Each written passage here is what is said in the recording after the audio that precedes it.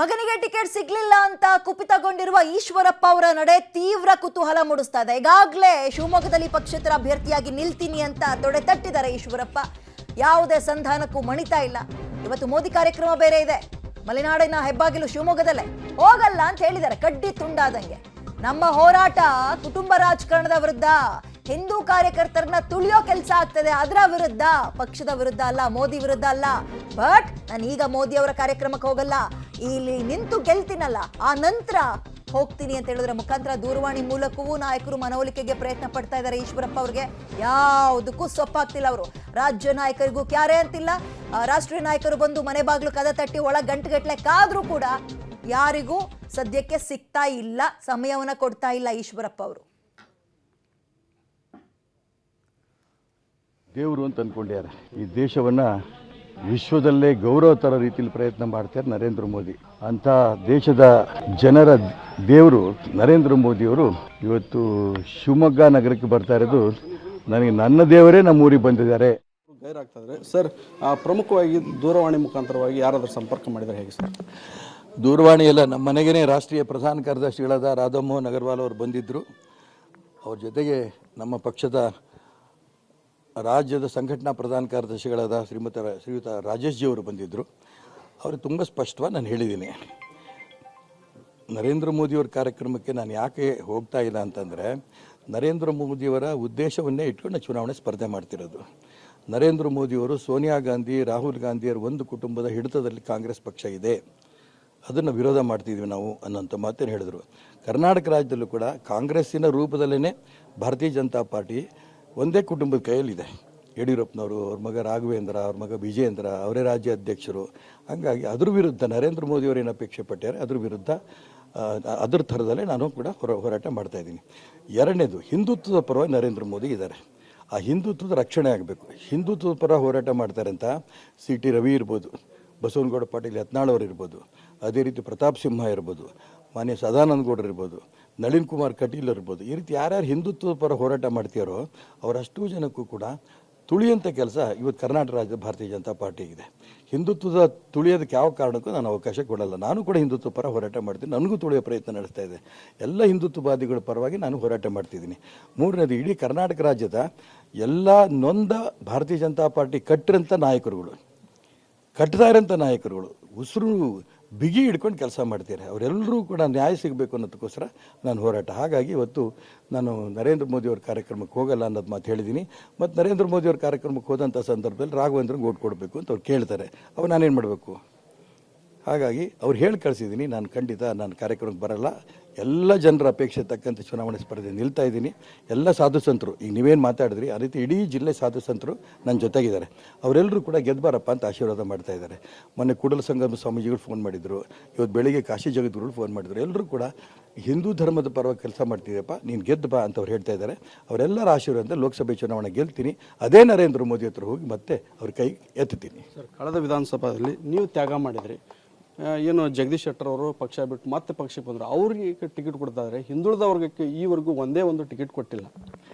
ಕುರುಬರಿಗೆ, ಹಿಂದುಳಿದವರಿಗೆ ಒಂದು ಟಿಕೆಟ್ ಕೊಟ್ಟಿಲ್ಲ ಅನ್ನೋಂಥ ನೋವು ಇಡೀ ಕರ್ನಾಟಕ ರಾಜ್ಯದ ಎಲ್ಲ ಕುರುಬರು ಕೂಡ ನಂಗೆ ಫೋನ್ ಮಾಡ್ತಾ ಇದ್ದಾರೆ. ಯಾಕೆ ಯಡಿಯೂರಪ್ಪನವ್ರು ಹಿಂಗೆ ಮಾಡ್ತಿದ್ದಾರೆ ನನಗಂತೂ ಗೊತ್ತಿಲ್ಲ. ಅದಕ್ಕೋಸ್ಕರ ಹೇಳ್ತಿದ್ದೀನಿ, ಈ ಧೋರಣೆಗಳ ವಿರುದ್ಧವೇ ನಾವು ಮಾಡ್ತಾ ಇರೋದು. ಇದರೊಳಗೆ ನನ್ನ ಕೈವಾಡ ಏನಿಲ್ಲ. ಪಕ್ಷದ ಹೈಕಮಾಂಡ್ ಏನು ತೀರ್ಮಾನ ತಗೊಂಡಿದೆ ಅದನ್ನು ಅಷ್ಟೇ ಫಾಲೋ ಮಾಡ್ತಿದ್ದೀನಿ ಅನ್ನೋ ಮಾತನ್ನು.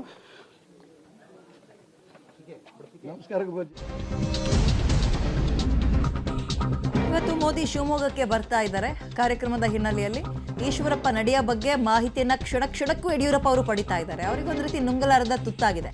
ಮನೆಯಲ್ಲಿ ಕುಳಿತು ಮಾಹಿತಿಯನ್ನ BSY ಪಡಿತಾ ಇದ್ದಾರೆ. ಅಂದ್ರೆ ಅವ್ರ ಮಾತಿಗೆ ಈಗಲೂ ಸ್ಟ್ಯಾಂಡ್ ಆಗಿದ್ದಾರೆ ಅಥವಾ ಏನಾದರೂ ಮನಸ್ಸು ಬದಲಾಯಿಸಿಕೊಂಡು ಕಾರ್ಯಕ್ರಮಕ್ಕೆ ಬರ್ಬೋದಾ ಅಂತ ನಿರೀಕ್ಷೆಯಲ್ಲಿ ಇದ್ರು ಬರ್ತಾರೆ ಅಂತ. ಬಟ್ ನಿರೀಕ್ಷೆ ಹುಸಿಯಾಗಿದ್ರಿಂದ ಆತಂಕದಲ್ಲಿ ಯಡಿಯೂರಪ್ಪ ಅವರಿದ್ದಾರೆ. ಬೆಳಗ್ಗೆಯಿಂದಲೇ BSY ಮನೆಗೆ ಹಲವು ನಾಯಕರು ಬಂದು ಭೇಟಿ ಕೊಡ್ತಾ ಇದ್ದಾರೆ.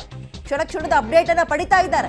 ಇವತ್ತು ಮೋದಿ ಬರ್ತಾ ಇರೋದ್ರಿಂದ ಇಬ್ರು ಪ್ರಮುಖ ಲೀಡರ್ಗಳು, ಹಾಗೆ ನೋಡೋದಾದ್ರೆ ಒಬ್ಬ OBC ಲೀಡರ್, ಮತ್ತೊಬ್ರು ಲಿಂಗಾಯತ ಲೀಡರ್, ಇಬ್ರು ಇದ್ದು ಕಾರ್ಯಕ್ರಮದ ವೇದಿಕೆಯಲ್ಲಿ ಇದ್ದಿದ್ರೆ ದೊಡ್ಡ ಹಬ್ಬ ಆಗ್ತಾ ಇತ್ತು. ಬಟ್ ಈಗ ಅದ್ರಲ್ಲಿ ಒಬ್ಬ ಲೀಡರ್ ಮುನಿಸ್ಕೊಂಡಿದ್ದಾರೆ. ಪಕ್ಷೇತರವಾಗಿ ನಾನು ಬರೀ ಮುನಿಸ್ಕೊಂಡಿರೋದಷ್ಟೇ ಅಲ್ಲ, ಅಸಮಾಧಾನ ಅಷ್ಟೇ ಅಲ್ಲ, ಪಕ್ಷೇತರವಾಗಿ ನಿಂತ್ಕೊಳ್ತೀನಿ, ಅದು ಕೂಡ BJP ಅಭ್ಯರ್ಥಿಯ ವಿರುದ್ಧವೇ ಅಂತ ತೊಡೆ ತಟ್ಟಿದ್ದಾರೆ. ಹೇಗಿರುವಾಗ ಒಂದ್ ರೀತಿ ಮುಜುಗರಕ್ಕೂ ಕೂಡ ರಾಜ್ಯ BJP ಒಳಗಾಗ್ತಾ ಇದೆ. ಹೆಚ್ಚಿನ ಡೀಟೇಲ್ಸ್ ನಮ್ಮ ಪ್ರತಿನಿಧಿ ಶಶಿಧರ್ ನೀಡ್ತಾರೆ. ಶಶಿಧರ್, ಕಡ್ಡಿ ತುಂಡಾದಂಗೆ ಹೇಳಿದ್ದಾರೆ ಈಶ್ವರಪ್ಪ, ನಾನು ಗೆದ್ದ ನಂತರವೇ ಮೋದಿ ಮುಖವನ್ನ ನೋಡ್ತೀನಿ, ಮೋದಿಯನ್ನ ಭೇಟಿ ಮಾಡ್ತೀನಿ, ಅಲ್ಲಿ ತನಕ ಇವತ್ತಿನ ಕಾರ್ಯಕ್ರಮಕ್ಕೂ ಹೋಗಲ್ಲ, ಬೇರೆ ನನ್ನ ಮಾತಿನಲ್ಲಿ ಬದಲಾವಣೆ ಕೂಡ ಇಲ್ಲ ಅಂತ. ಸೊ ರಾಜ್ಯ ಬಿಜೆಪಿಗೆ ಇವತ್ತು ವೇದಿಕೆಯಲ್ಲಿ ಈಶ್ವರಪ್ಪ ಅವರು ಕಾಣಿಸ್ಕೊಳ್ಳಿಲ್ಲ ಅಂದ್ರೆ, ಅಸಮಾಧಾನ ಮುಂದುವರಿಸ್ಕೊಂಡ್ರೆ ಮುಜುಗರ, ಒಂದು ರೀತಿ ಮುಜುಗರ ಅಲ್ವಾ? ಹೇಗೆ ಇದನ್ನ ಸಂಭಾಳಿಸ್ತಾರೆ ಅಂತ?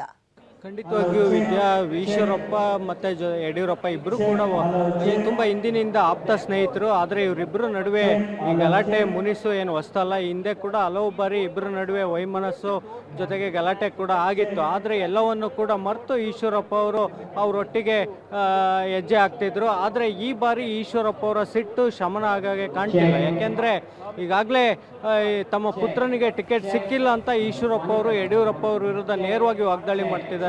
ಹಾವೇರಿ ಲೋಕಸಭಾ ಕ್ಷೇತ್ರದಿಂದ ಈಶ್ವರಪ್ಪ ಪುತ್ರ ಕಾಂತೇಶ್ಗೆ ಟಿಕೆಟ್ ಸಿಗುತ್ತೆ ಅನ್ನೋ ನಿರೀಕ್ಷೆಯಲ್ಲಿದ್ದರು. ಆದರೆ ಕೊನೆ ಕ್ಷಣದಲ್ಲಿ ಟಿಕೆಟ್ ಮಿಸ್ ಆಗಿದೆ. ಹೀಗಾಗಿ ಈಶ್ವರಪ್ಪ ಪಕ್ಷದ ವಿರುದ್ಧ ಕೆಂಡಾಮಂಡಲರಾಗಿದ್ದಾರೆ. ಅದ್ರ ಜೊತೆಗೆ ಯಡಿಯೂರಪ್ಪ ಅವರ ವಿರುದ್ಧ ಅಸಮಾಧಾನ ಹೊರಹಾಕಿದ್ದಾರೆ. ಟಿಕೆಟ್ ತಪ್ಪೋದಕ್ಕೆ ಯಡಿಯೂರಪ್ಪ ಅವರೇ ಕಾರಣ ಅನ್ನೋ ಒಂದು ನೇರ ವಾಗ್ದಾಳಿ ನಡೆಸಿದ್ದಾರೆ. ಆದರೆ ಇವತ್ತು ಶಿವಮೊಗ್ಗಕ್ಕೆ ಪ್ರಧಾನಮಂತ್ರಿ ನರೇಂದ್ರ ಮೋದಿ ಅವರು ಬರ್ತಿದ್ದಾರೆ.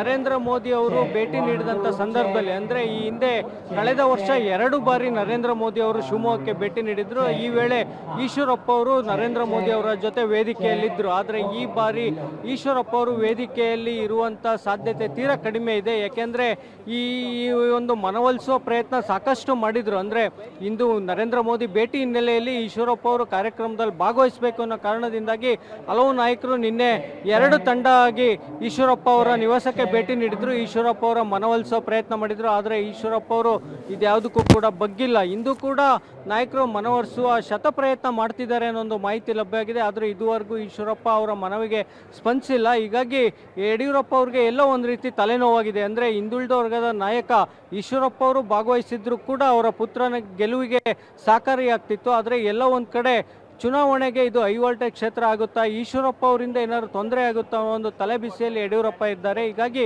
ನಾಯಕರು ಮೋದಿ ಕಾರ್ಯಕ್ರಮದಲ್ಲಿ ಈಶ್ವರಪ್ಪ ಅವರು ಭಾಗವಹಿಸಲೇಬೇಕು ಅನ್ನೋ ಒಂದು ಪ್ರಯತ್ನವನ್ನು ಮಾಡ್ತಾ ಇದ್ದಾರೆ. ಆದರೆ ಈಶ್ವರಪ್ಪ ಅವರು ಭೇಟಿ ನೀಡ್ತಾರ ಇಲ್ವೋ ಅನ್ನೋದನ್ನ ಮಧ್ಯಾಹ್ನದವರೆಗೂ ಇನ್ನೂ ಕಾದು ನೋಡಬೇಕಾಗಿದೆ. ವಿದ್ಯಾ, ಥ್ಯಾಂಕ್ ಯು ತಮ್ಮೆಲ್ಲ ಡೀಟೇಲ್ಸ್ಗೆ. ಈಗ ಈಶ್ವರಪ್ಪ ಅವರ ನಡೆ ಇನ್ನೂ ಕುತೂಹಲ ಮೂಡಿಸ್ತಾ ಇದೆ. ಕಡ್ಡಿ ತುಂಡಾದಂತೆ ಅವ್ರು ಹೇಳಿದ್ದಾರೆ, ರ್ಯಾಲಿಗೆ ನಾನು ಹೋಗಲ್ಲ, ನಾನು ನಿಂತು ಗೆದ್ದ ನಂತರ ಮೋದಿ ಅವ್ರನ್ನ ಭೇಟಿ ಆಗ್ತೀನಿ ಅಂತ. ಇದೊಂದು ರೀತಿ ರಾಜ್ಯ ಬಿಜೆಪಿ ನಾಯಕರುಗಳಿಗೆ ಮುಜುಗರವನ್ನ ತಂದಿಡ್ತಾ ಇದೆ.